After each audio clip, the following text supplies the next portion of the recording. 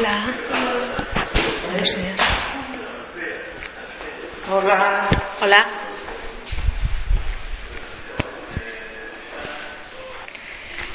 Grabación del domingo, Teosofía, en marzo.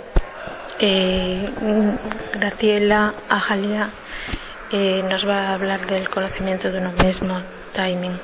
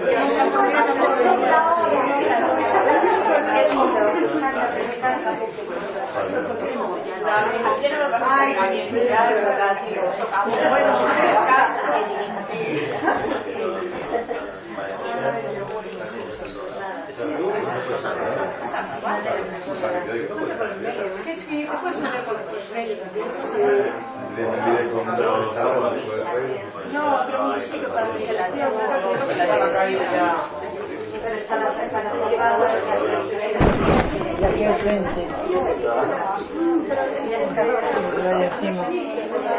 Respiramos menos. Nunca huele.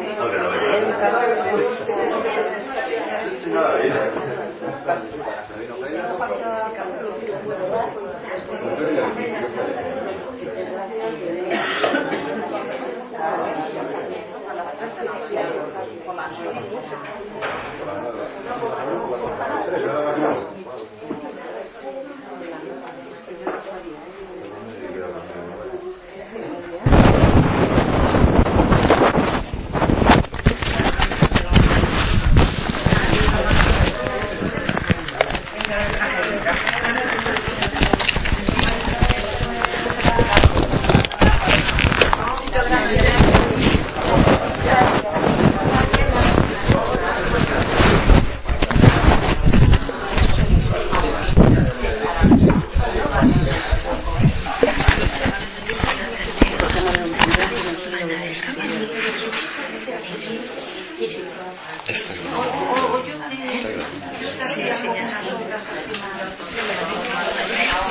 Y antes de llegar, en el momento de la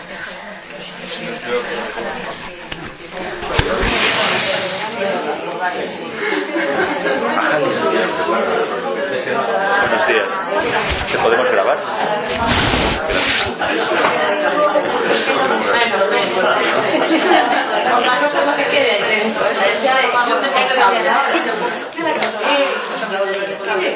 Yo creo que es la canción.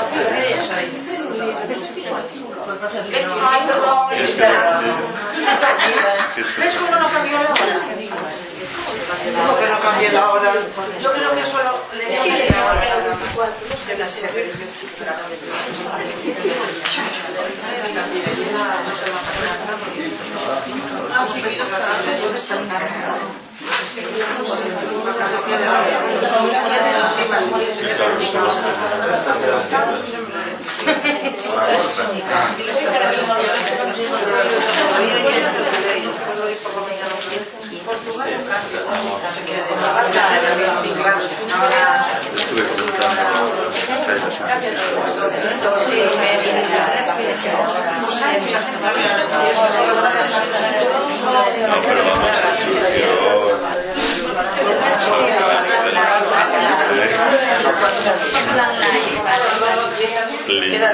No me dijo que se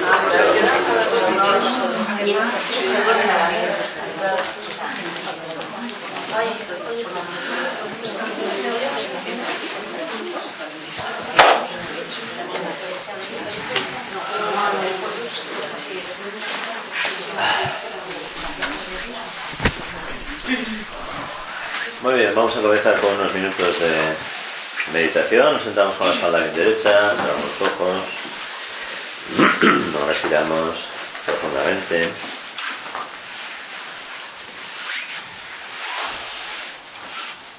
Con nuestra propia respiración vamos construyendo ese estado interno de quietud, de serenidad, de paz interior. Con cada expulsión del aire nos vamos abandonando la experiencia contemplativa. Damos la mirada en el entrecejo.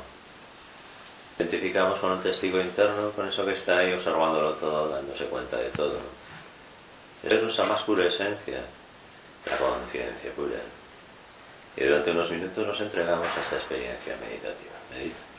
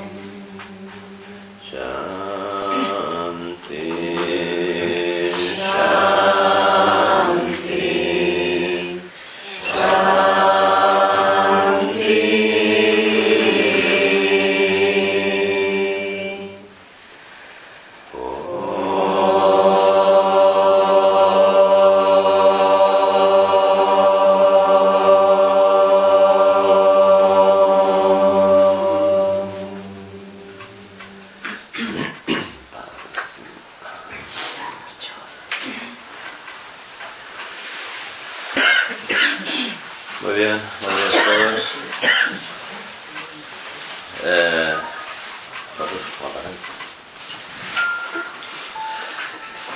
Bien. Antes de nada un par de cosillas. Cuando acabemos la charla, en los y las profes que deis clase, al despacho. También comentaros que la charla del próximo mes no será el último domingo, sino el anterior, por problemas de calendario. De todas formas, ya se pondrá en los próximos días en la página web el programa del trimestre, Y entonces, pues nada, para estar más seguro, ya sabéis, entrar en la web, mirarlo y ya está, ¿de acuerdo?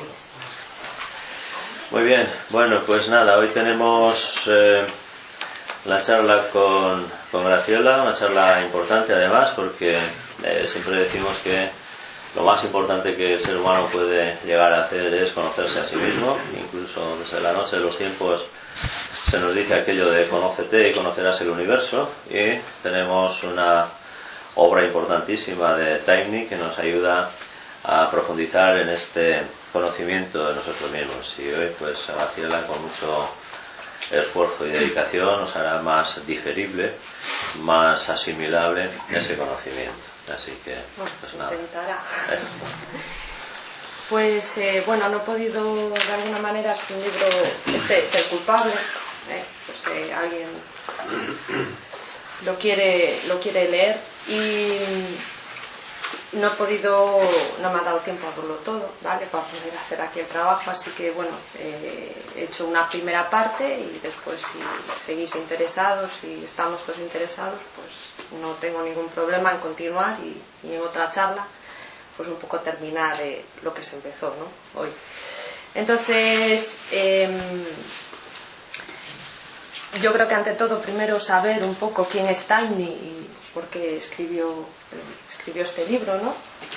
Taimni es un teósofo que ya desencarnó ya en 1978. Fue un profesor de química y director del departamento de investigaciones de la Universidad de Allahabad en la India. En paralelo a su trabajo como químico, pues se dedicó al estudio de la filosofía y la sabiduría de la India, y escribió muchísimos libros, y entre ellos este libro del conocimiento de sí mismo. Este libro llegó a mí gracias a Chaitanya, que lo conocéis, es nuestro padrino de aquí de teosofía, junto con Kailas, y fue pues en una charla allí en el ashram, y hablo de este libro como un libro de lectura imprescindible para todos aquellos que queremos ahondar en el sendero del yoga. Entonces es un libro, para mí, desde mi punto de vista, no es un libro difícil de leer. Es un libro que además está muy bien escrito, de fácil lectura. Sí es verdad que utiliza una serie de términos sánscritos que, bueno, si no estamos familiarizados con ello, pues se puede hacer un poco duro. Pero bueno, nosotros aquí ya estamos trabajando asiduamente con Kailas, y malo será que no lo comprendamos bien. De todas maneras, si alguien no ha leído el libro del Sendero del Yoga de Madhava, que debe estar ahí en la estantería, mi consejo es que primero empecéis con el libro de Madhava, del Sendero del Yoga, que es un acercamiento mucho más llano y más de calle y comprensible, y después seguir con este libro para seguir trabajando en este tema que, como dice Kailas, es básico. Es decir, si realmente queremos estar aquí pero con convicción, o sea, realmente hacer este trabajo, hay que pasar por hacer esto, nos guste o no nos guste. Las cosas son así, no hay más. Bueno, si tenéis alguna pregunta mira que yo vaya hablando, pues me lo podéis ir preguntando, y Dios dirá si sé responder o no, pero bueno, está aquí Kailas, así que malo será. Hombre. Bien, Taimni es muy claro. Al principio del libro te hace una pregunta, ¿no? Es decir, te habla sobre el misterio de la vida y te dice: ¿te has preguntado alguna vez para qué o por qué estamos aquí? Si te has hecho esa pregunta, entonces pues continuar siguiendo el libro a leerlo, y si no, pues mejor lo cierras y te vas a hacer otra cosa. Pero es imprescindible que alguna vez pues nos hayamos hecho esa pregunta, ¿no? Este tema sobre el misterio de la vida, de por qué y para qué estamos aquí, pues es un tema que se ha tratado desde hace muchísimo, desde el inicio de los tiempos, pues con la ciencia, la filosofía, la religión. Siempre he intentado indagar un poco en todos estos conceptos y darle una explicación, ¿no? pero realmente no llega a dar una respuesta clara sobre este tema, sobre este misterio. Y es la opinión de Taimni. Personalmente la mía, por lo que yo he vivido también, ¿no? Los estudios en el colegio, la religión, etcétera, no era capaz de darme unas explicaciones más claras. Sin embargo, él habla de un concepto que se llama ocultismo, que dice que el ocultismo sí que nos puede ayudar a acercarnos a esta verdad, a descubrir este misterio. Entonces, cuando yo leí ocultismo, me sonó súper raro encontrarme esta palabra en este libro. Y por eso vamos a indagar un poco más qué es el ocultismo. Literalmente es el conocimiento de la ciencia oculta. Yo leí esto y dije, Dios mío, me van a hablar aquí de magia negra, de artes ocultas, de espiritismo, o qué, me suena muy raro. Pero esos son, pues como vamos a descubrir, muchos conceptos que tenemos erróneos o equivocados, porque en un momento adecuado pues nos los han explicado de alguna manera, no nos los han explicado bien, ¿no? Bueno, pues el ocultismo no es nada de esto, no es nada raro, ni mucho menos. Lo que intenta esta ciencia oculta es explicar que hay unos mundos más allá del mundo físico que percibimos y que vemos comúnmente, ¿no? Y que a través de los tiempos ha habido sabios, grandes sabios, que tienen una serie de facultades que les ha permitido descubrir, percibir todos estos mundos que hay más allá del mundo físico, y lo que han hecho pues de alguna manera es darnos esa sabiduría, darnos ese conocimiento para que de alguna manera algún día nosotros también podamos percibir todos esos mundos que están más allá del mundo físico. Estas facultades se van desarrollando poco a poco. Hay una evolución del ser humano, desde lo que podemos decir desde que llegamos al reino humano y somos pues un poco salvajes, hasta que llegamos hacia el final de la etapa humana, en donde hemos ya desarrollado una serie de facultades que nos van a permitir pues ponernos en contacto con toda esta ciencia, con todo estos mundos ocultos, ¿vale? Que tenemos, que están aquí con nosotros, pero que no nos damos cuenta de que existen. Entonces, una gran dificultad que tiene todo este tema, pues que no se puede expresar con palabras. Estos mundos que están más allá, no hay unas palabras, no hay un vocabulario que nos pueda permitir explicarlo, como por ejemplo explicar pues que esto es un vaso, una taza, que está hecho de cristal, ¿no? Esa es la gran dificultad. La única manera que hay de conocerlo es la experiencia directa. Y la ciencia oculta un poco nos va a dar las herramientas para ir despertando esas facultades que nos permitan ponernos en contacto de una manera directa con esos mundos y vivirlo. Y a partir de ahí es lo único a lo que podemos llegar, ¿vale? Otro tema muy importante que comenta aquí en la introducción es que en todo este proceso de la evolución, para poder ir descubriendo todos esos mundos más allá del mundo físico, tanto en el universo como sobre todo en nosotros mismos, lo que se va a ir produciendo es ir quitando capas de cebolla. Por ejemplo, imaginémonos una alcachofa, ¿no? Queremos conocer la alcachofa, entonces cogemos y decimos, pues mira qué bonita. Cogemos una hojita de fuera y decimos, pues mira, estas de aquí de fuera son gordas, son rígidas, son duras, y las voy quitando, ¿no? Voy quitando y van apareciendo otras más verdes, más tiernitas, hasta que al final, ¿qué queda? Pues al final queda el corazón de la alcachofa. Entonces, en este proceso, con las herramientas de la ciencia oculta, vamos a ir haciendo lo mismo. Vamos a ir quitando todas esas hojitas de alcachofa hasta que lleguemos al corazón de nosotros mismos, que es el conocimiento de lo que realmente somos. De ahí que la base del ocultismo sea el conocimiento de sí mismo. Por eso este libro se titula así. Bien, hemos hablado de la evolución. Taimni en todo el libro trabaja con comparaciones. Intenta poner de relevancia varias cosas que hablan de lo mismo para conseguir comprender lo que hay común en todo, que es justamente lo que nosotros estamos haciendo aquí, ¿no?, en Teosofía. Entonces, ya que hablamos de la evolución, intenta comprender un poco más qué es la evolución. Entonces, lo primero que piensa es, bueno, según la ciencia materialista, lo que siempre nos han enseñado en el colegio, ¿qué es la ciencia de la evolución? Entonces, bueno, leo textualmente, la idea es,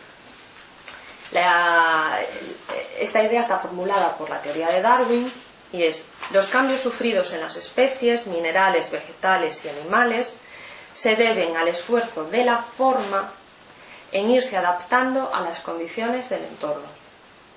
Pero claro, con lo que decíamos antes, ¿y para qué? ¿Para qué se tienen que ir adaptando las formas al entorno? ¿Con qué objetivo, no? Pues la ciencia oculta va más allá e intenta dar una explicación a esto.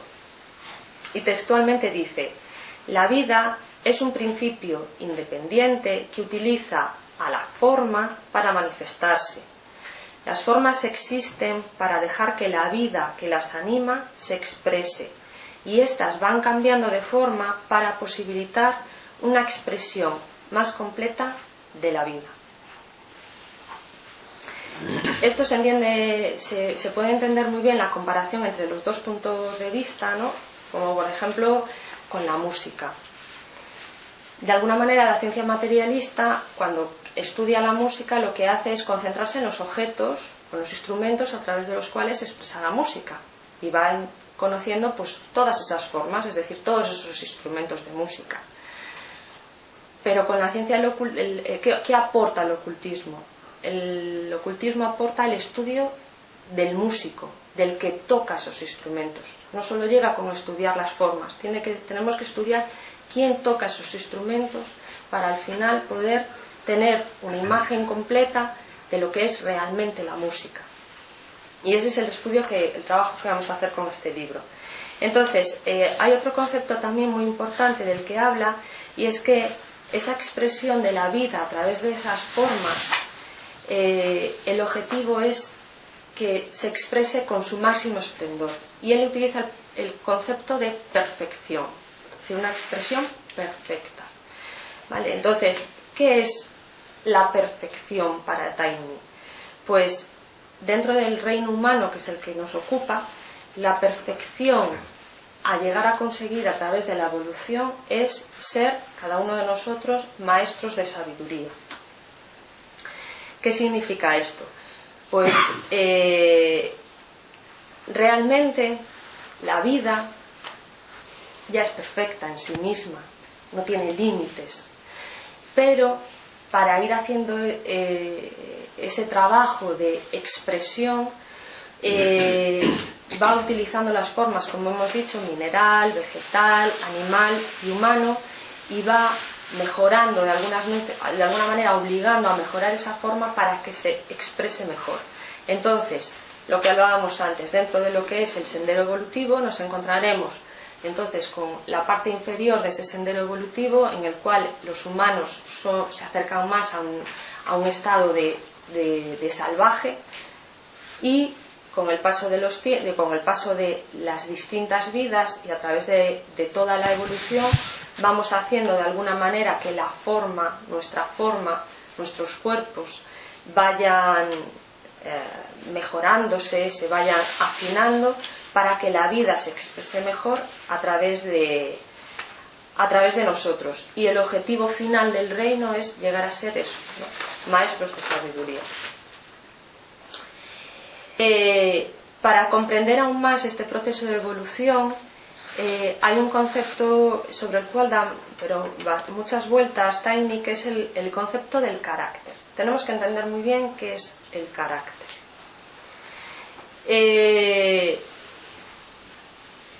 ¿Por qué? Porque, como hablábamos antes, para poder entender la música no solo bastan las herramientas, sino hay que entender al músico, al que toca.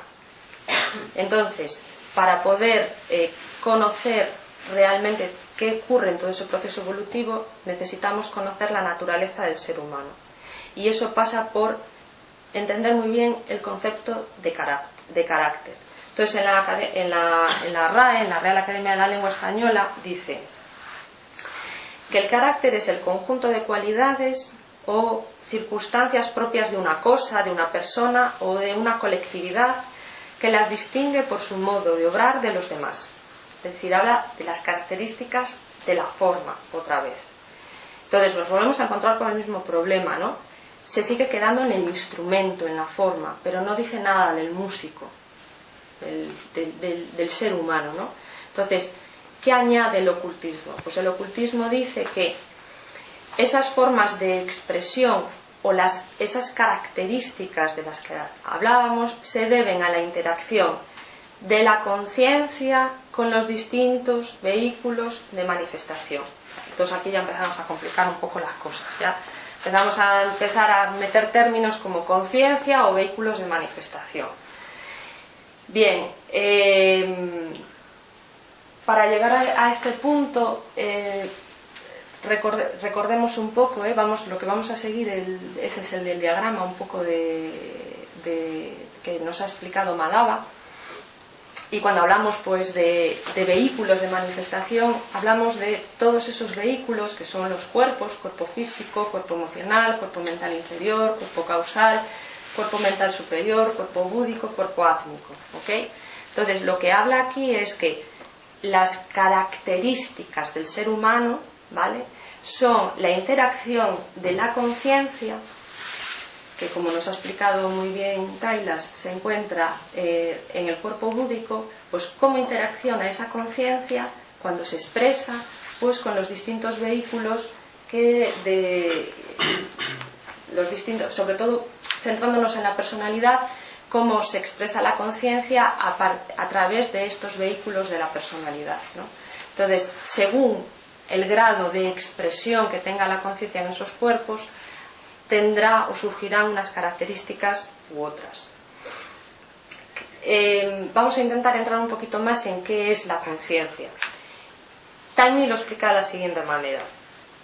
La conciencia es un hamsa, como hemos utilizado muchas veces esa palabra en yoga, es decir, una chispa divina, una chispa de Dios. Entonces, si utilizamos la ley de analogía,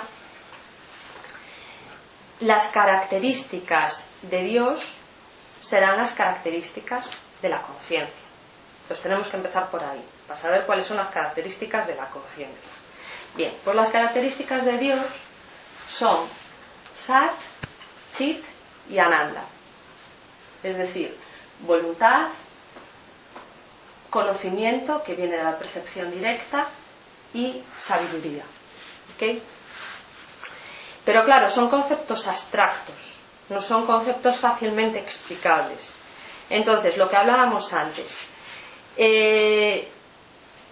¿cómo podemos expresar con unas palabras más llanas el concepto de voluntad, conocimiento y sabiduría dentro de lo que son los cuerpos de la personalidad, ¿no? Es decir, qué características resultan de cuando la voluntad, el conocimiento y la sabiduría se expresan a través de nosotros.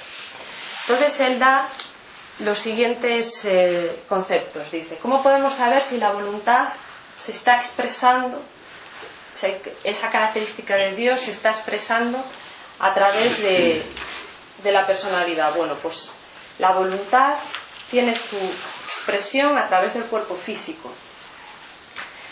Y podemos medirlo a través de tres conceptos. Valor. Una persona demuestra valor cuando en medio de los peligros y dificultades ella persiste en una determinada línea de acción. Fortaleza. Una persona demuestra fortaleza cuando en medio de las tentaciones esta persona persiste en una determinada línea de acción. Y decisión, cuando en medio de todas las alternativas una persona demuestra decisión y convicción hacia una alternativa en concreto. Para la parte de Chit, conocimiento, pues el conocimiento se expresa pues a través del cuerpo mental inferior, a través de la observación, es decir, cuando nos ponemos en contacto en mental con cualquier objeto a través de los sentidos reuniendo información. decir, cuando nos ponemos a observarnos. Memoria, cuando la mente retiene dicha información para un uso posterior. Y razonamiento, cuando la mente establece relaciones y conclusiones con los elementos obtenidos de la observación. Pueden parecer cosas sencillas y fáciles, pero, hombre, observar no es tan fácil. Memorizar, pues bueno, memorizamos aquello que nos guste o no nos guste, nos parezca bueno o no nos parezca bueno, ni lo pensamos. Y el razonamiento, pues desgraciadamente no todo el mundo se para a pensar y razonar. La sabiduría. La sabiduría se expresa a través del cuerpo emocional de la siguiente manera. Afecto, que se da cuando sentimos una afinidad y muchas veces no sabemos ni por qué. Compasión, cuando vemos a otro ser humano e identificamos en él un sufrimiento que conocemos y que podríamos ayudar a curar. Y devoción, cuando vemos en otra persona que encarna el ideal que adoramos y queremos unir nuestra vida a la suya. Entonces, para Taimni, estas son las 9 características. Dejadme un momento, coger la chuleta. Estas son las 9 características humanas que son el resultado de la expresión de las 3 características divinas a través de los vehículos de expresión que conforman la personalidad. Entonces, conclusión para Taimni. La ciencia de la evolución se puede llamar ciencia de la formación del carácter. Entonces, si queremos realmente evolucionar, si queremos realmente seguir en este sendero del yoga, tenemos que utilizar la ciencia de cómo formar un carácter que vaya en la línea con las características de Dios. Tenemos que llegar a conseguir que estas nuevas características se expresen de una manera pura. La buena noticia, para mí por lo menos, y que nos lo recuerda Taimni, es que está diciendo que es una ciencia. ¿Qué significa que sea una ciencia? No sé si alguna vez porque hablamos de la ciencia del yoga, hablamos de la ciencia moderna, hablamos de la ciencia oculta, ahora nos vuelve a decir que es la ciencia del conocimiento de sí mismo, la ciencia de la formación del carácter, pero ¿por qué se pone esa palabra ciencia delante? Y es tan importante. Pues volví otra vez al diccionario y vamos a buscar qué es ciencia. La ciencia es el conjunto de conocimientos obtenidos mediante la observación de patrones regulares, de razonamientos y de experimentación, a partir de los cuales se generan preguntas, se construyen hipótesis, se deducen principios y se elaboran leyes y esquemas organizados y estructurados. Entonces, claro, yo aquí me hice la reflexión y me cabreé un poco con el mundo.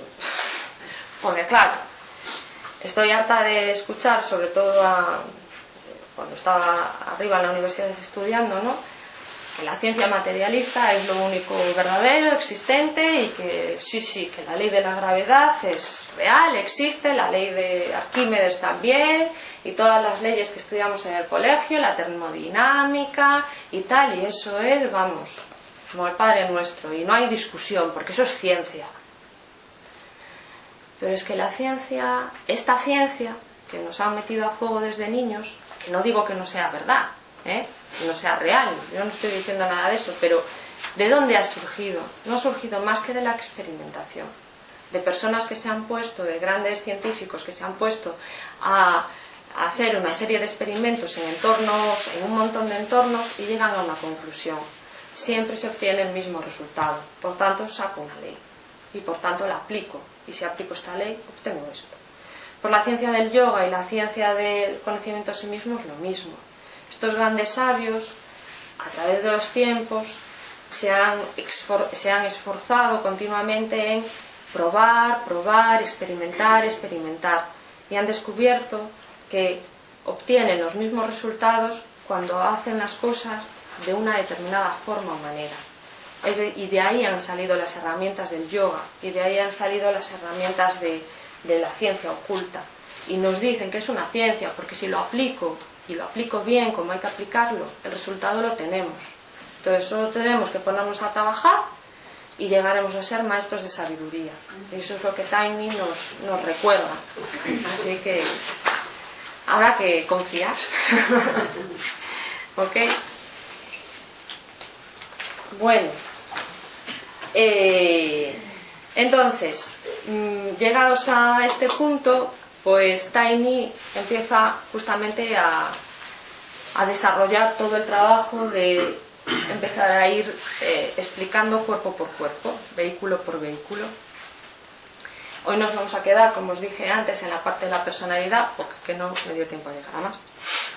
Y además si no iba a ser mucho rollo. Entonces, el cuerpo físico, ¿qué es? Bueno, pues es el de todos los cuerpos que tenemos el más denso, el que vemos, percibimos, tocamos. Y su función es capacitar a la conciencia para ponerse en contacto y relacionarse con los objetos que obtenemos o que vemos o tocamos, percibimos a través de los sentidos. Entonces, por un lado es el que recoge todas esas vibraciones del mundo exterior y para poder presentárselo a la conciencia, pues a través de la vista, el olfato, el sentido, el gusto, el tacto. Y también, y no olvidarnos de otra función muy importante, por supuesto, es el vehículo de la acción por sí misma, ¿no? Es el que permite de alguna manera a la conciencia pues tener esa expresión en el mundo a través de la acción. Bueno, Taimni siempre va a seguir este mismo esquema, va a explicar, es muy sistemático, explica la función, explica cuál es la constitución y, como veremos después, explica también cómo controlarlo, cómo purificarlo y cómo sensibilizarlo. Veréis que es muy sistemático en su libro. Entonces, vamos a empezar con la constitución, el cuerpo denso. El cuerpo denso, pues nada, lo que vemos, pues está compuesto de materia sólida, de materia líquida y gaseosa, nada más que eso. Huesos, sangre, órganos, vamos, que le damos mucha importancia a algo que no es más que eso, normalmente. Luego tenemos el cuerpo físico, que es el doble etérico, es decir, podemos dividirlo en dos. Dentro del cuerpo físico tenemos el denso y luego está el doble etérico. Este ya nos empieza a rechinar un poco porque como ya no lo vemos, pues ya decimos, por mucho que me lo digan y que sea una ciencia, yo no me lo creo, pero sí que existe. Está formado por éter y conexiona los materiales del cuerpo denso. Se llama doble etérico porque es un duplicado exacto de nuestro cuerpo denso. ¿Y para qué vale? Pues para canalizar la energía en el cuerpo. Este cuerpo doble etérico lo que contiene son, como nos ha explicado Kailas muchas veces, todos esos canales de energía que se llaman nadis en la filosofía védica, que se llaman meridianos en la filosofía china, y a través de ellos pues se canaliza toda la energía del cuerpo. También es donde se encuentran los chakras, los famosos chakras, que hay un montón de ellos, no me acuerdo cuánto, pero bueno, los 7 principales que conocemos, en donde lo que se hace es transformar esa energía que va a través de esos canales energéticos, pues para que se pueda obtener pues la energía necesaria para las distintas funciones del cuerpo, ¿no? La energía motora, la energía digestiva, para poder respirar, bueno, todas las energías que necesitamos. Y luego recuerda una cosa muy importante que también es otra función que tienen los chakras, para que no nos quedemos solo con la parte física, ¿no? Por decirlo de alguna manera, y es que los chakras también son un punto, aparte de transformación de energía, permiten la comunicación con los distintos planos de existencia. Es decir, a medida que la conciencia se va expandiendo, bueno, pues esta expansión se hace, o de alguna manera la abertura de los distintos chakras va permitiendo, bueno, más bien es al revés, ¿no? La expansión de conciencia, esa energía de alguna manera sutil que viene a través de la energía, va permitiendo esa apertura de los distintos chakras que nos van a permitir ponernos en comunicación con los distintos mundos más allá del mundo físico y poder percibirlos. ¿Okay? Bueno, hasta aquí bien, yo os veo todos callados. Bueno, ¿y cómo lo controlamos? Pues entrenando con él. La única manera de controlarlo es, como imaginaos que tenéis, pues no sé, un caballo o un perro o pues no sé, herramientas de trabajo, ¿no? Pues lo que hay que hacer es de alguna manera tener todas esas herramientas en su a tono. Es decir, ahí es donde sale, donde surge tapas, disciplina. Es decir, hay que ser disciplinados con nuestro cuerpo físico. Es decir, por ejemplo, si tuviéramos un caballo y lo necesitáramos pues para acarrear lo que es el carro con toda la carga, pues tendríamos que disciplinar al caballo, ¿no? Para que conseguir que el caballo haga lo que nosotros queremos. Pues con el cuerpo físico lo mismo. De alguna manera hay que tener una serie de disciplina para que nuestro cuerpo físico esté en plena forma, ¿no? ¿Y qué tenemos que hacer? Pues cuidarlo. Alimentación adecuada, descanso adecuado, respiración adecuada, ejercicio adecuado, bueno, lo que hemos visto muchas veces con Kailas. Hay que mimarlo y tenerlo bien cuidadito, tampoco dejar que se desmadre, y bueno, ya sabes. Purificación. Ñaña o sacrificio. Vale, purificar, como nos recuerdan muchísimas veces Kailas. ¿Qué es purificar? Pues liberar de hacer algo puro, ¿no? Liberar del ego o del egoísmo a eso que queremos purificar. Bueno, ¿y eso qué significa aquí en el cuerpo físico? ¿Qué significa purificar el cuerpo físico? Pues hacer predominar en él aquellas combinaciones de materia que sean capaces de responder a las vibraciones superiores y no inferiores. De esto hablaremos mucho, de las vibraciones inferiores o superiores, o vibraciones externas o internas.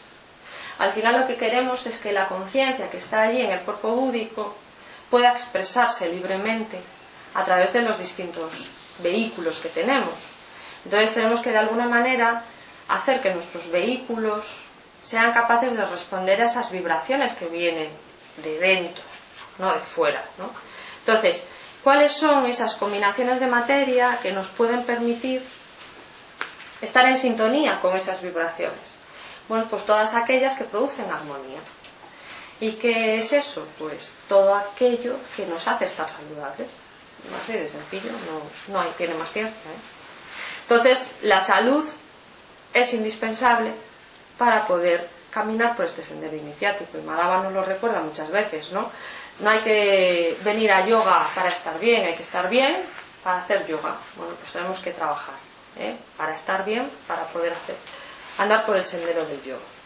Y bueno, y luego nos queda la sensibilización, dana y dedicación. Cada vez que llegue a este punto os puedo asegurar que os va a rechinar, porque no os va a gustar nada.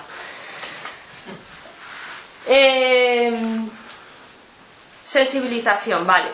Podríamos pensar, bueno, un atleta o un jugador de fútbol se dedica a tener su cuerpo saludable, a tener salud, a tener su cuerpo físico chapó, hace todo lo que él le pide, va a tira detrás del balón, y le funciona y tal bien. ¿Significa eso que está en el sendero del yoga o que se acerca más a su interior? Pues no. Pues falta algo. Y es la dedicación que va a producir una sensibilización en el cuerpo. Esto es exactamente igual que, por ejemplo, lo que hablábamos antes de la música, el músico y los instrumentos. Tú puedes tener un violín de unas características increíbles, una madera increíble, una forma que tenga ahí una cavidad que resuene aquello estupendo, pero si no tienes la cuerda tensa como tiene que estar, pues vas a tocar allí aquella cuerda y hará un sonido súper feo y raro, no vibrará en esa nota que nosotros queremos que vibre, ¿no? Bien, pues aquí solo hay dos cosas, bueno, realmente solo es una, para poder tensar esa cuerda, y es dedicación, es decir, la actitud, todo aquello que hagamos con el cuerpo físico que sea orientado a descubrir mi ser, a descubrir lo que soy, a conocerme a mí mismo. Y eso surgirá solo si nos ponemos a meditar. Y no hay más. Meditar, meditar y meditar. Y no hay otra. Entonces... Que no lo oímos, ¿no? Bueno, pues cuerpo físico ya se acabó, nos quedan dos. El cuerpo emocional, este tiene chicha, este nos encanta.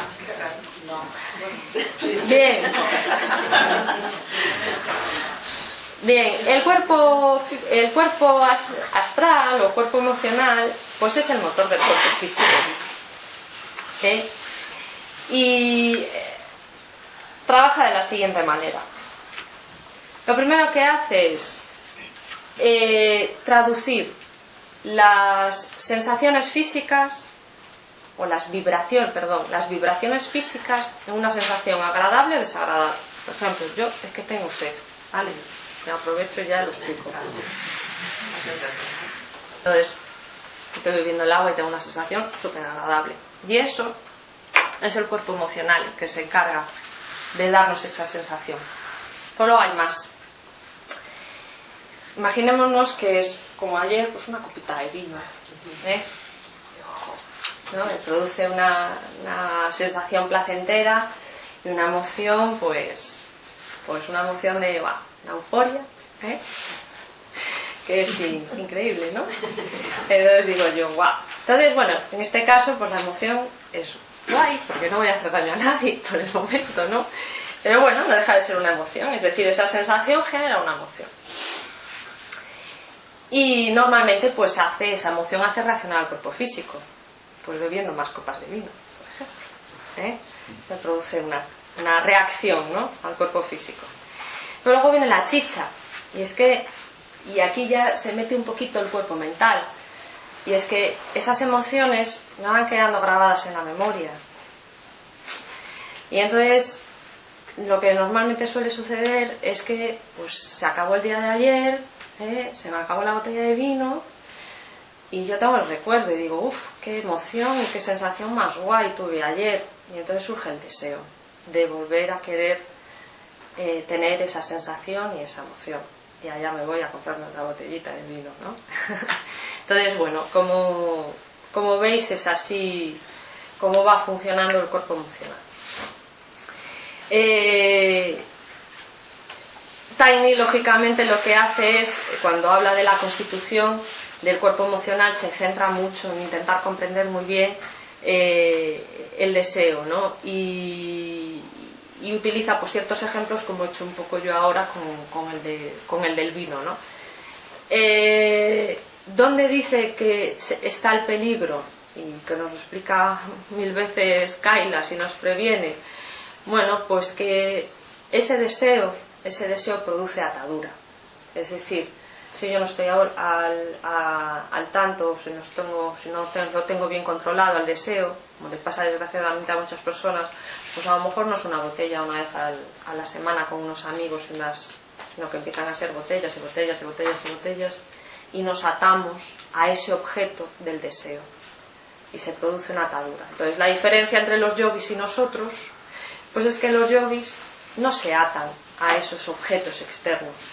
Es decir, que ojo, no significa que no sientan placer, por eso no tiene nada malo, sentir placer, pero el problema está en cuanto nos atamos a ese objeto exterior a nosotros. Luego hubo una cosa de las que comentaba aquí, que os la comento porque me pareció muy, muy importante. Recuerda que el deseo es poder, es una energía muy poderosa y tenemos que tenerlo presente siempre. El deseo es una energía que hace mover al mundo. Como dije antes, el deseo es el motor del cuerpo físico, es el motor de la acción. Pero nos recuerda también, y esto me pareció muy bonito, que hay otra energía que también produce la energía motora para hacer las cosas, y es la voluntad. Y a mí esto me aclaró muchas cosas. Es decir, el deseo y la voluntad son energía que hace mover el mundo. Es decir, en esencia son lo mismo, son energía. Es decir, son como las dos caras de la moneda. ¿Cuál es la diferencia? El deseo nos hace ir, es una energía que nos mueve hacia afuera, hacia conseguir objetos que están fuera, mientras que la voluntad es una energía que nos mueve, pero para conseguir los objetos, por llamarlos objetos, es decir, lo que está dentro de nosotros. Entonces, cada vez que muchas veces estamos en clase y al pobre Kailas le bombardeamos con las preguntas de ¿y cómo diferenciamos deseo de anhelo? ¿Cómo diferenciamos la voluntad del deseo, etcétera? Bueno, pues nos podemos ayudar de ese análisis, ¿no? Me lleva hacia afuera, hacia un objeto exterior que de alguna manera hace que se llene mi vicio, mi egoísmo, o por contra me lleva hacia adentro.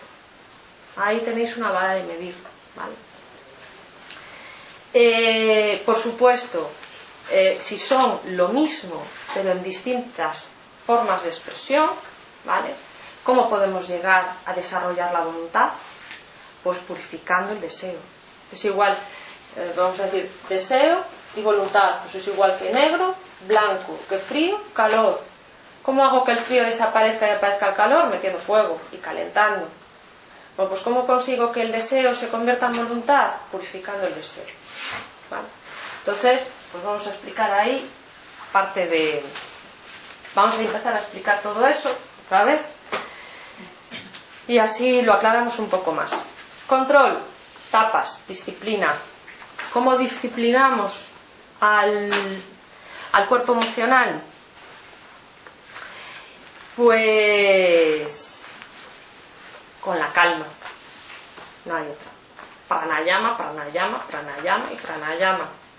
Y respirar y respirar y respirar. Y hacer todos los ejercicios que nos produzcan que las emociones estén en calma. Es la única manera de controlarlas. Así que no queda otra cosa que currar. Purificar, que les interesa, ¿no? ¿Cómo vamos a convertir el deseo en voluntad? Purificándolo. ¿Y cómo? Pues vamos a volver a hacer el mismo ejercicio que el cuerpo físico. Si antes era hacer predominar aquellas características de la materia que nos hagan estar en armonía, aquí también, haciendo predominar en el cuerpo emocional aquellas emociones que producen armonía. ¿Y cuáles son aquellas que nos producen armonía? Aquellas que nos ayudan a caminar por el sendero del yoga. ¿Y cuáles son estas? Pues aquellas emociones que invierten en virtud. Y aquí no me voy a meter, porque para cada tipo de personalidad saber cuáles son las emociones virtuosas o las que invierten en vicio, cuando empieza el curso de protoanálisis. 14 y 15 de... Al curso. Al curso. Así que obligado paso por el curso.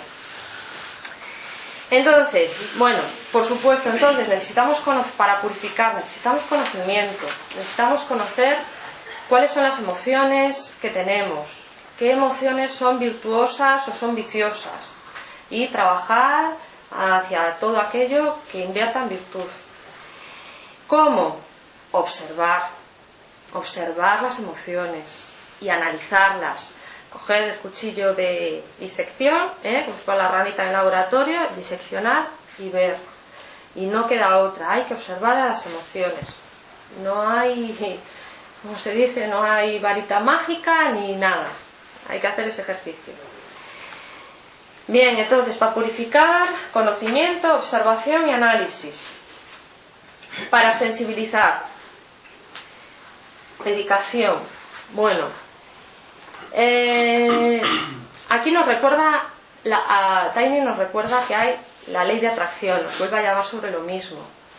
En la medida en que nosotros empecemos a trabajar hacia el trabajo de generar en nosotros, de mantener en nosotros emociones virtuosas, la ley de atracción dice que todo aquello que generamos atrae a lo mismo de fuera hacia nosotros. Es decir, que a medida que voy generando esa emoción, ¿vale?, me vendrá esa emoción también desde fuera porque se aproximará a nosotros.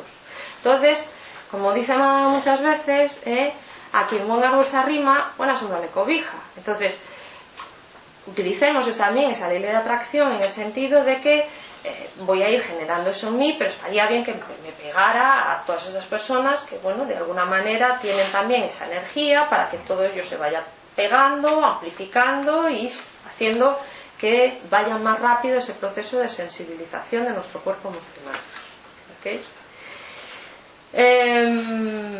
Y otra cosa muy importante en la sensibilización, pero muy importante, igual que en el cuerpo físico, nos interesa trabajar en nosotros todas aquellas emociones que sean virtuosas. Pero ¿de dónde surgen esas emociones virtuosas? Igual que antes, nos surgen de fuera. Es decir, las emociones, como dije antes, aparecen con un estímulo exterior. También hemos hablado de un estímulo exterior. Realmente voy a quitarle del exterior. Aparecen con un estímulo que se traduce en una sensación agradable o desagradable, y ahí aparece luego la emoción. Es decir, siempre hay un estímulo que genera la emoción. Entonces, en nosotros está decidir. ¿Queremos que esas emociones nos vengan de fuera y los estímulos nos vengan de fuera? ¿O queremos que las emociones sean generadas por estímulos internos, por estímulos de la conciencia, que son las que realmente generan emociones nobles? Pues es hacia ahí hacia donde tenemos que ir. ¿Y cómo podemos generar en nosotros estímulos internos? Pues no queda otra, meditar. Meditar, meditar y meditar, porque es la única manera en que se abre el canal entre el cuerpo emocional y el cuerpo búdico, y permitir que lleguen vibraciones del cuerpo de la conciencia para que se generen emociones virtuosas. Y lo siento, no hay otra. ¿Es así? Bueno, notas de Taimni, que aquí hay hace muchas notas sobre el tema del cuerpo emocional, para tener presente. Es un trabajo largo que requiere esfuerzo y práctica, y no es por desanimar, es así. Pero también nos dice, a medida que vayamos haciendo este trabajo, el esfuerzo va disminuyendo. Es decir, esto no va a ser así siempre. Es decir, al principio pues hará mucho esfuerzo, pero eso como todo. Y luego, una vez que ya pues vas generando esas vibraciones, esas emociones en ti, ya las propias, de alguna manera, como decía antes, las propias emociones llaman a otras emociones y todo se amplifica y ya ellas mismas ya van solas. Entonces el esfuerzo va a disminuir. 2. Practicar con las situaciones que aparecen, no huir. Es decir, es fácil estar en calma y ser muy virtuoso tú solo en una cueva. Pero no. Vale. Bueno, con esto no significa que ahora salgamos todos de aquí y nos vayamos a la jaula de leones, tampoco. Pero bueno, que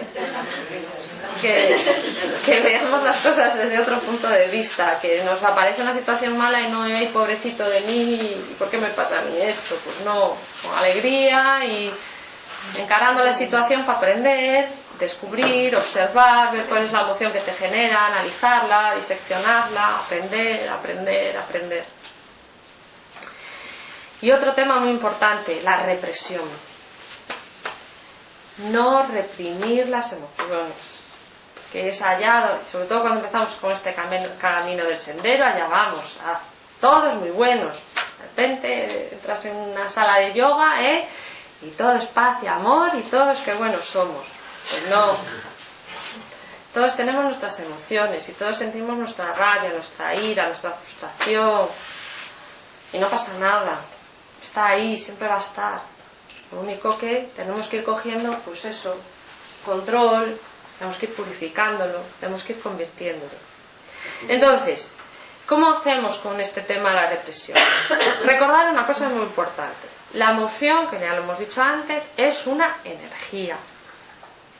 La energía, el principio de la energía es que ni se crea ni se destruye, se transforma. Por tanto, cuando reprimimos una emoción, lo que estamos haciendo no es anularla, porque no, porque es una energía. Todo lo único que estamos haciendo es llevarla a otro sitio. ¿Y a dónde es este otro sitio? Al subconsciente. Por tanto, si reprimimos, esa energía va a quedar ahí dentro de nosotros sin salir, se va a quedar en el subconsciente y más adelante va a aparecer como una enfermedad. Entonces, ¿qué coño hacemos? Pues expresarlo. hay que expresarla. Hay que aceptarla y hay que expresarla. Pero ojo, expresarla con ahimsa, sin hacer daño. Y se puede hacer.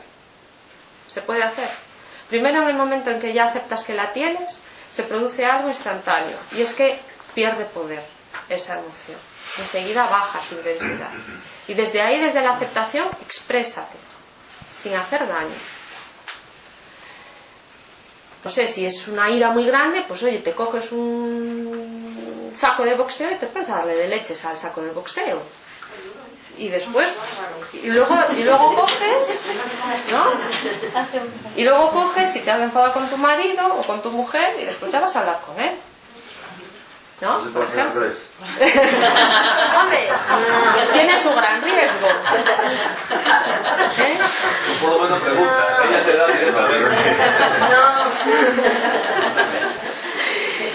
Bueno, entonces hay que expresarla, ¿vale? Hay que expresar la emoción, no tenemos que guardarla dentro.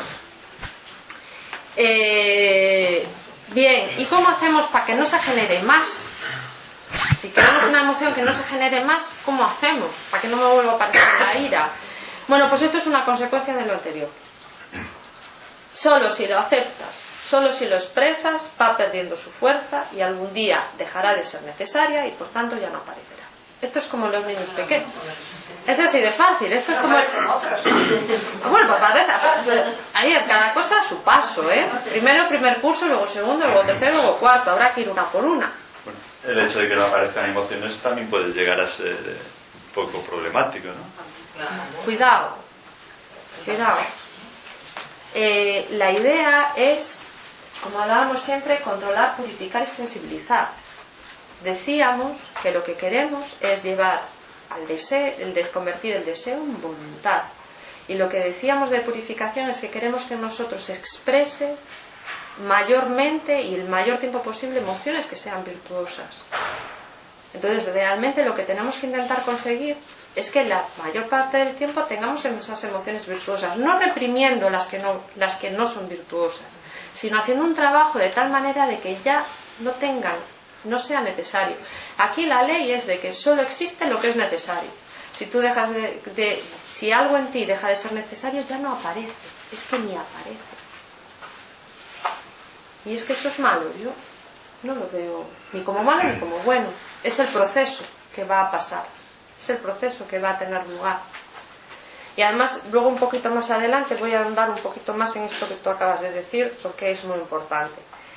Perdón, podría decir entonces que, considerando la emoción, si estoy en una situación de que entiendo y comprendo la razón del hecho que en otro momento pudiera generarme la emoción, por ejemplo, de rabia, porque la rabia es porque no acepto lo que está pasando o considero que eso es una injusticia. Entonces, si hay un estado de entendimiento de por qué sucede y de aceptación, automáticamente ya no existe la rabia. Y ahí es donde tú dices que transformo, o sea, ya no se presenta la emoción, pero no es que desaparezca como tal, sino que la transformo en otro tipo de emoción.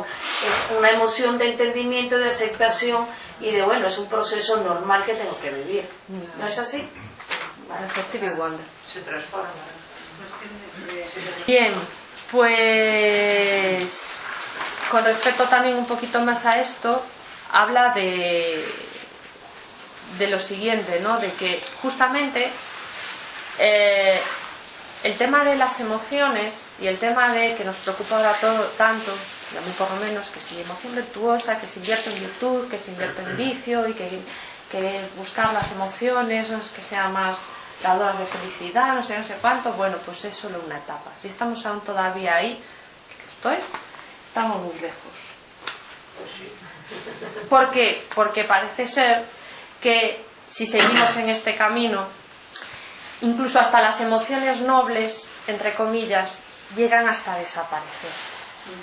Cuando los grandes sabios y los grandes eruditos y los grandes yogis realmente, ¿qué os parecen? Y es verdad, parece que son fríos, parece que nada les inmuta, parece que no va por ellos la sangre, ¿no? Son como aburridos, ¿no? Bueno, pero eso es porque ya se encuentran en un estado de conciencia mucho más elevado, en el cual es que ni las emociones ya son necesarias para poder moverse a través del mundo físico. Ya las emociones dejan de ser el motor de la acción. El único motor es la voluntad, y la voluntad surge de Dios. Es así. Ahí llegaremos. Si Dios quiere que sí, ¿no? Estamos condenados irremediablemente, ¿no?, a ser felices. Pues eso. Bueno, y solo me queda uno. Y así ya termino el rollo. El cuerpo mental inferior. Bueno, pues este es, como dice Madaba, la joya de la corona. Y así como es la joya de la corona y es guay del Paraguay, este vehículo también es el quebradero de los mayores quebraderos que tengamos dentro de la personalidad. ¿Por qué es la joya de la corona? Porque tiene un montón de poder.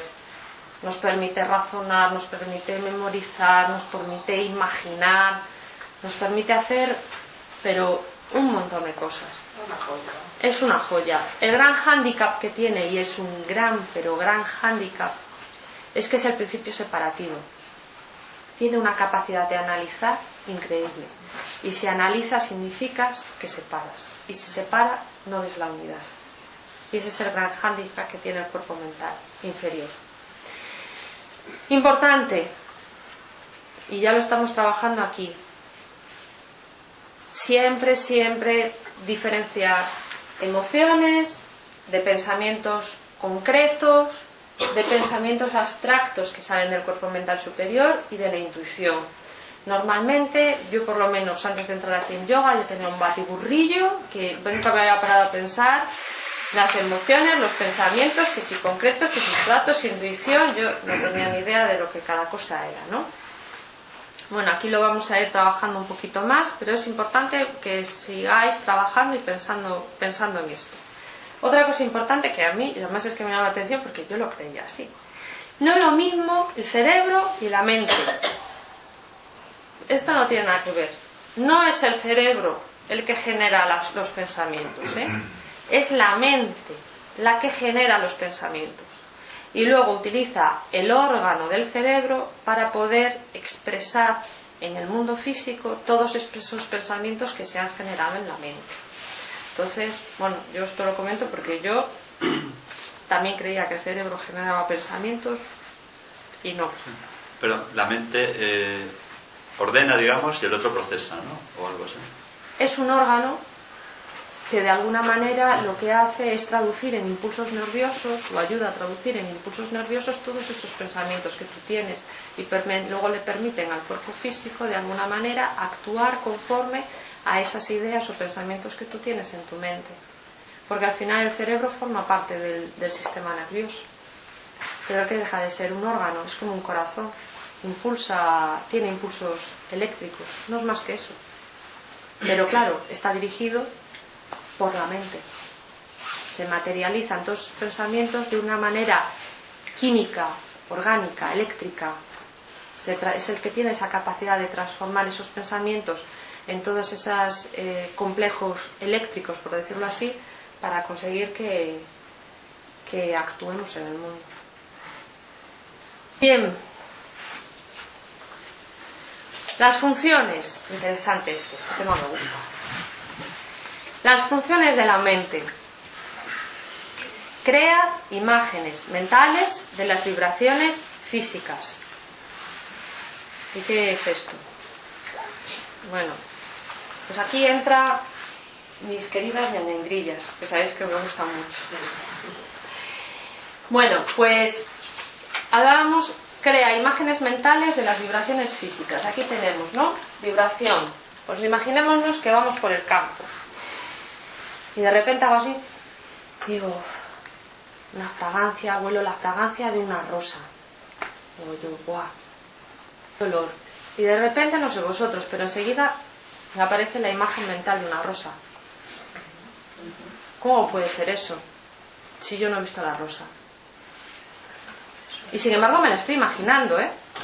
Y es una rosa, y roja, preciosa. Pero yo no he visto la rosa. Pues eso es lo que hace la mente. Crea una imagen mental de una vibración, ya sea visual, sonora, táctil, etc. Y esto es súper importante porque vamos a seguir un poco más viendo cómo trabaja la mente. Vamos a analizar un poco más qué es esa fragancia de una rosa. Esa fragancia de una rosa son unas partículas microscópicas que genera la rosa, que cuando llegan a nuestras fosas nasales, ¿no?, es cuando detectamos, de alguna manera, se impregna y es cuando podemos oler a la rosa. Pero ¿cómo pasa? También puede pasar que pasemos por ese campo y no olamos la fragancia de la rosa, aunque esté. Entonces, ¿cómo pasa esto? Bueno, pues el sentido físico, en este caso el olfato, detecta esa fragancia. A través del sistema nervioso envía esa información al cerebro. El cerebro, a través del chakra, de los chakras, bueno, en este caso el chakra, ¿cómo se llama? Manipura. Manipura. El de la mente. Se lo pasa a la mente. Y la mente utiliza como canal de comunicación hacia la conciencia los ganglios. Es decir, la mente le presenta a la conciencia esa fragancia de esa rosa. Si la conciencia está presente con nosotros como tiene que estar, que es lo que estamos trabajando, se dará cuenta, es decir, nos vamos a dar cuenta, nos damos cuenta de la fragancia de la rosa. En el momento en que la conciencia, si está presente, se da cuenta, se produce como una especie como de interruptor, se le da un interruptor y automáticamente la mente graba esa información en la memoria. Y entonces lo que hace a continuación es buscar dentro de la memoria otras situaciones en las cuales ha percibido esa fragancia. Y entonces dice, pues cuando era pequeña había pasado por un campo también y había olido esto, y era una rosa. Pero como de aquella vez había visto la rosa, lo que hace es nos presenta la imagen de la rosa que en su momento pues hemos grabado en la memoria y que tenemos ahí. Pero cuidado, la imagen no es ni lo que estoy viviendo, ni es la rosa, y vete tú a saber, porque a lo mejor ni es rosa, a lo mejor es una fragancia de estas que compras en el mercado. Como si otra flor. Pues otra flor. Entonces, importante, aparte de crear imágenes mentales, tenemos también otro apartado de la mente que es la memoria, que vamos a hablar un poco de ella, y otra muy importante, otra función muy importante. Combina las imágenes, ya sean del momento presente que obtiene a través de los sentidos o de la memoria, combina todas esas imágenes en una imagen compuesta, no completa, compuesta. Y esto es muy importante. Por ejemplo, yo tengo una naranja. Imaginaos que tengo aquí una naranja, aquí cerquita. Entonces yo cojo y digo, la huelo y digo, huele bien a naranja, qué guay, qué aroma, y grabo ese aroma. Con el tacto veo que es rugosa, suave pero rugosa.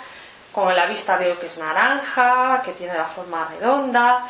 La parto, la como y veo y noto ese sabor dulce. Es decir, tengo un montón de imágenes visuales, táctiles, gustativas, y yo formo una imagen, la mente forma una imagen compuesta de lo que es una naranja. ¿Ok? Para que entendamos mejor eso. Ahora supongamos que yo esa naranja no está aquí. La naranja está allá, en la esquina. Y yo veo un punto naranja. Y entonces, ¿la puedo tocar? No. ¿La puedo oler? No. Como mucho puedo ver una forma naranja y redonda.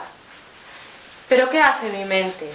Como prejuzga, ¿va? Y dice, aquel punto naranja debe de ser una naranja.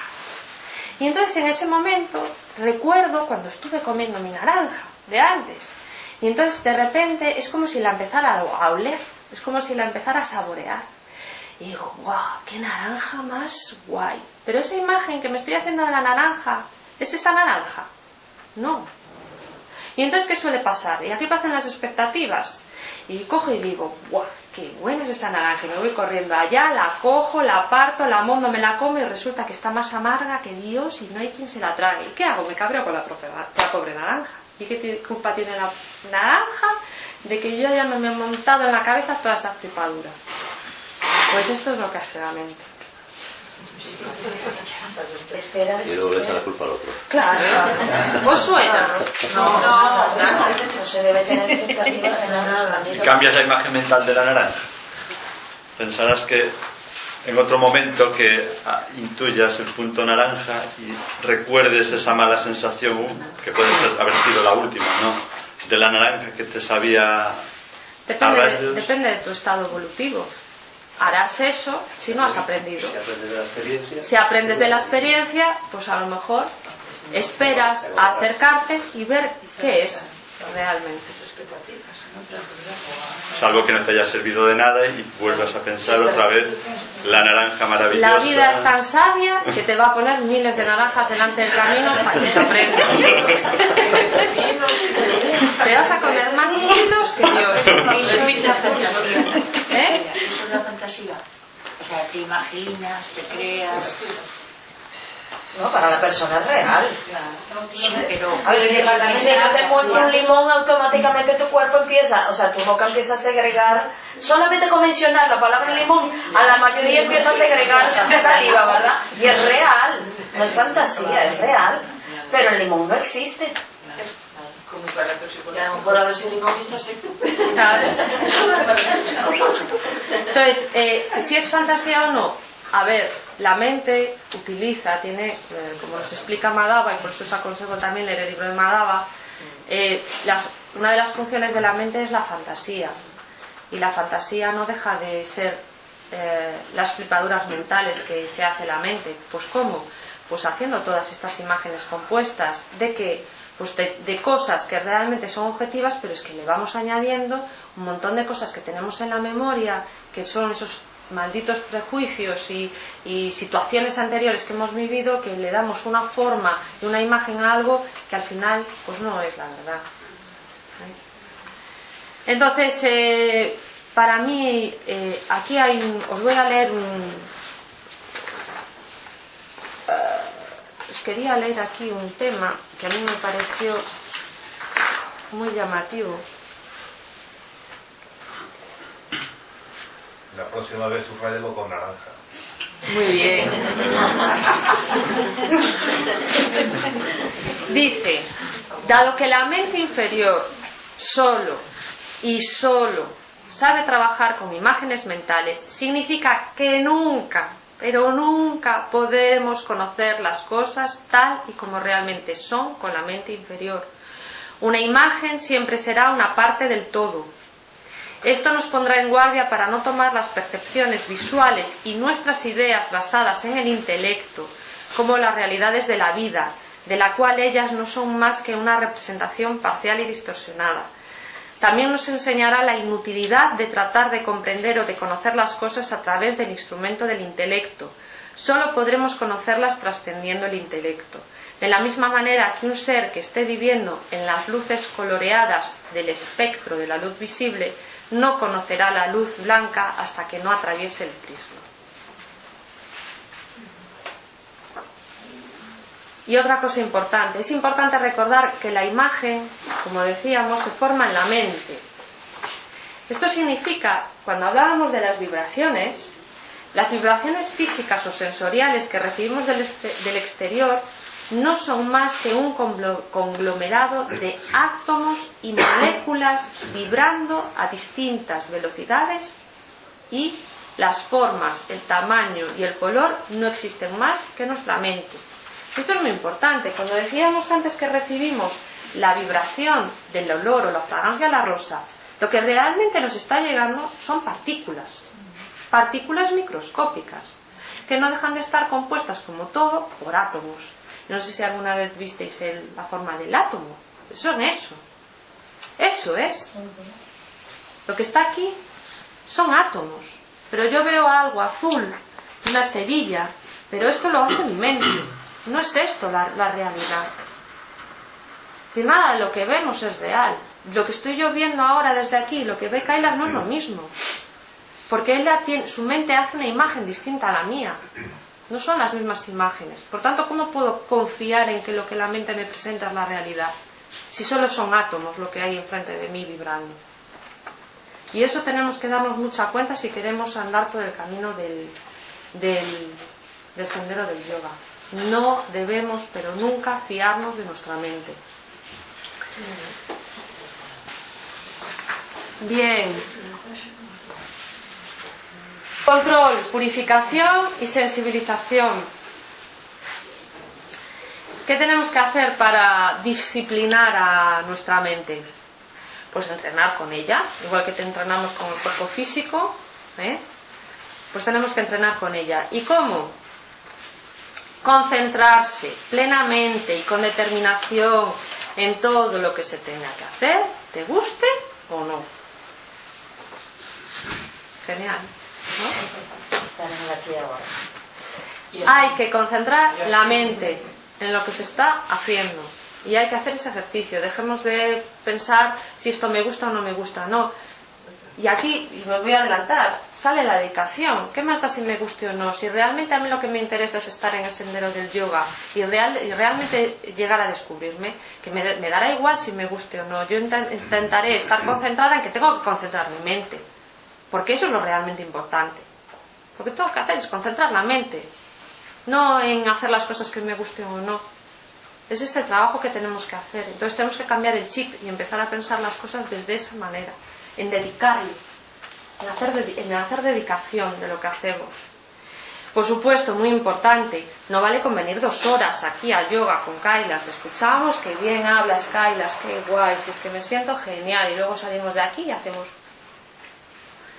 y no hacemos nada más. Pues no, si tenemos que hacer esto, tenemos que hacerlo de una manera continuada.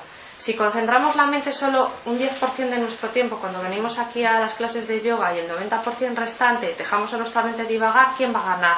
¿La mente concentrada o la mente que divaga? Pues la mente que divaga. Es que va a ganar siempre. Entonces tenemos que hacer esto constantemente, a cada segundo.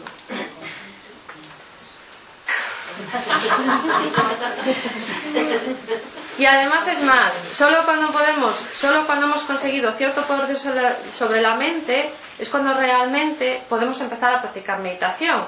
Es decir, que si no estamos trabajando en eso, cuando venimos aquí y nos sentamos en la esterilla, lo que estamos haciendo es ser unos hipócritas. Sí, es que no hay más. Estamos siendo unos hipócritas con nosotros mismos. Estamos empezando la casa por el tejado. No vale, es que yo medito. No meditamos. Tenemos que hacer las cosas que nos toca hacer en cada momento.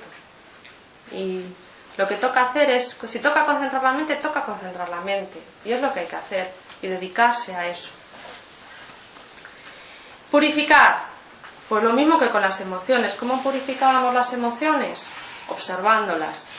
¿Cómo purificamos nuestra mente? Observando la mente. Abhyasa yoga. Observar la mente.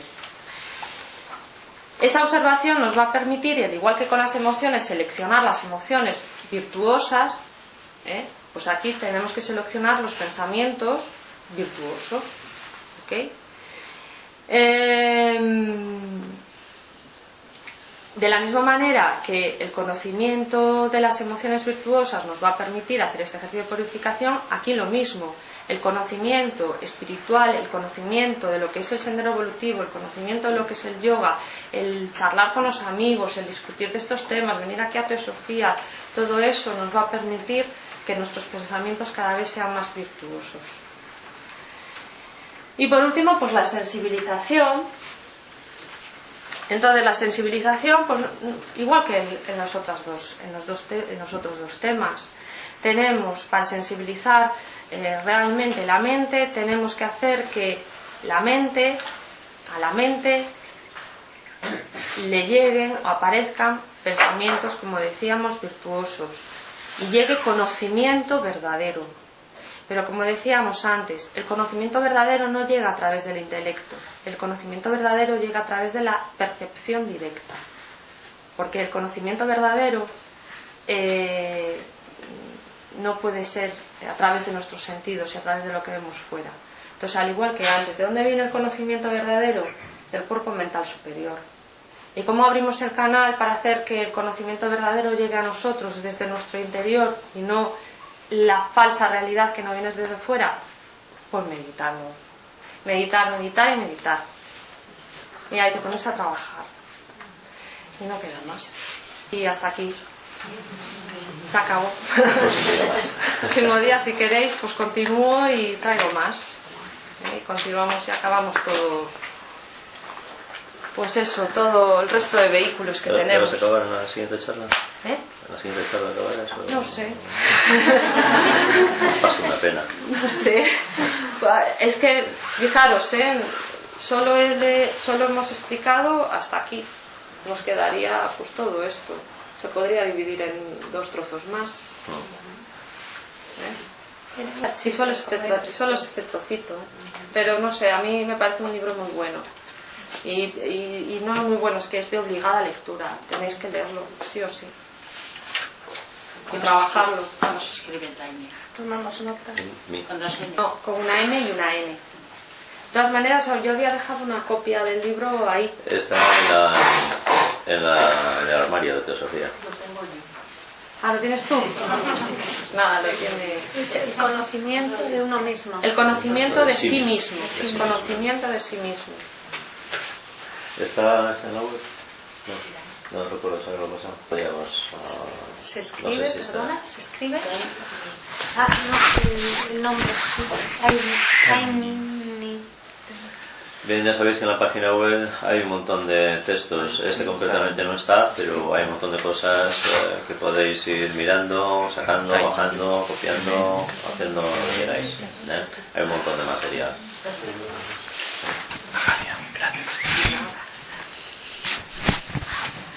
Y bueno, muchas gracias. A la que he aprendido muchísimo. Yo os animo a que os pongáis aquí y hagáis algún trabajito o algo, porque de lo que sea, da igual, de lo que os interese, el que aprende es el que hace el trabajo, porque yo lo había leído y me había gustado mucho, pero es que en esta doble tuerca, en este paso, esta lectura otra vez que he hecho, pues he visto un montón de cosas que antes no había sido capaz de ver. O sea, que el poder estar aquí y tener la oportunidad de transmitiros esto, la que gano soy yo. Es egoísmo puro. He ganado mucho, aclarando conceptos e intentando organizar. Pues sí, o sea que gracias.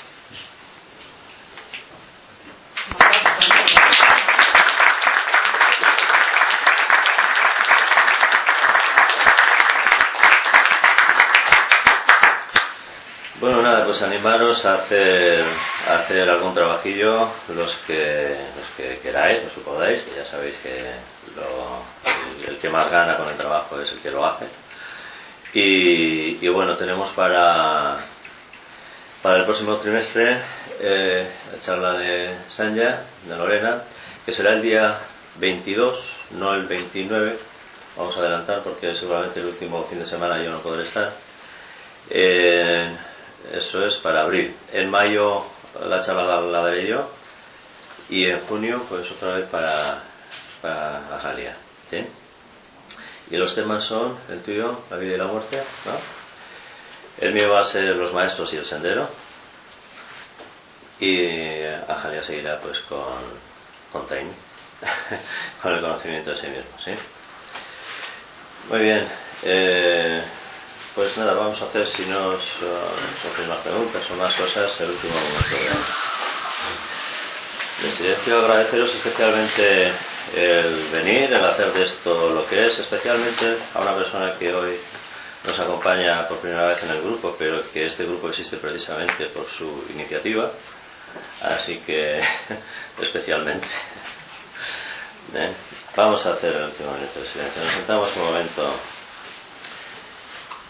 con los ojos cerrados, respiramos profundamente.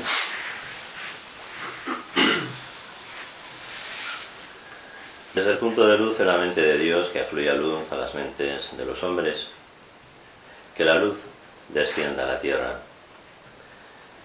Desde el punto de amor en el corazón de Dios, que afluye amor a los corazones de los hombres, que Cristo retorne a la tierra. Desde el centro donde la voluntad de Dios es conocida, que el propósito guíe a las pequeñas voluntades de los hombres, el propósito que los maestros conocen y sirven. Desde el centro que llamamos la raza de los hombres, que se realice el plan de amor y de luz, y selle la puerta donde se halla el mal. Que la luz, el amor y el poder restablezcan el plan en la tierra. ¿Todos juntos?